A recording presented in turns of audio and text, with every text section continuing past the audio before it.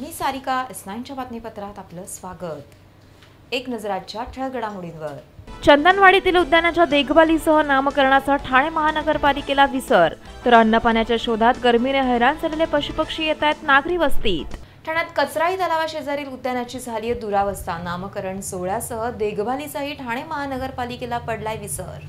चंदनवाडी परिसरात कचराई तलावाशेजारी ठाणे महानगरपालिकेने उद्यान उभारले। सध्या उन्हाळ्याची सुट्टी सुरू झाली असल्याने लहान मुलांना नक्की आपण उद्यानात खेळतोय की आणखी कुठे असा प्रश्न सध्याच्या परिस्थितीवरून उपस्थित होतोय। या तलावाशेजारील उद्यानातील खेळाचे साहित्य तुटलेले अशा अवस्थेत आहे, त्यामुळे मुलांना त्यांचा खेळताना वापर देखील करता येत नाहीये। उद्यानात बऱ्याच ठिकाणी रॅबिट टाकले असून हिरवळीचा तर नाश झालाय। एवढेच नव्हे तर उद्यान उभारून त्याच्या देखभालीसह नामकरण सोहळ्याचाही ठाणे महानगरपालिकेला विसर पडलाय। उद्यानाला नाव नसल्याने काही जण हे नाना नानी पार्क आहेत असेही म्हणतायत। लहान मुले येथे क्रिकेट खेळतात, मात्र उद्यानातील जमिनीचे असपाटीकरणामुळे त्यांना खेळताना अनेक अडचणींना सामोरे जावे लागत आहे। स्थानिक नगरसेवक नारायण पवार यांचेही याकडे दुर्लक्ष होत असल्याचे या स्थितीवरून दिसून येते। उद्यान म्हटलं की तिथे गेल्यानंतर मन प्रसन्न होते, तर लहान मुले पुरेपूर तेथे खेळण्याचा आनंद घेतात। मात्र चंदनवाडीतील या उद्यानाला बकाल असे रूप प्राप्त झाल्याने पालिकेला उद्यानाची जर देखभाल होत नसेल तर निदान मोकळे मैदान तरी उपलब्ध करून द्यावे अशी मागणी सध्या शाळकरी मुलं करीत आहेत। काय अवस्था आहे? आम्हाला इथं क्रिकेट खेळायला भेटत नाही, इथं मोठी दगड आहेत, त्यामुळे इथं क्रिकेट खेळायला भेटत नाही। आम्हाला उन्हाळ्याची सुट्टी झाली त्यामुळे आम्हाला खेळता येत नाही। आमच्या गाडीचे साधने ते तुटलेले आहेत, त्यामुळे आम्हाला खेळता येत नाही। तर त्या ठिकाणी आम्हाला गार्डन पाहिजे, मैदान पाहिजे। व्हिडिओ जर्नलिस्ट विनोद जाधव सह सारिका साळुंखे, S9 न्यूज ठाणे। वाढत्या गरमीने जंगलातील पशुपक्षीही हैराण, अन्नपाण्याच्या शोधात माकडाचा संचार होतोय नागरी वस्त्यांमध्ये। उष्णतेच्या झळांनी जसे सर्वसामान्य हैराण झाले आहेत, तसेच जंगलातील वन्य प्राणीही नागरी वस्तीमध्ये मोठ्या प्रमाणात दिसून येत आहेत।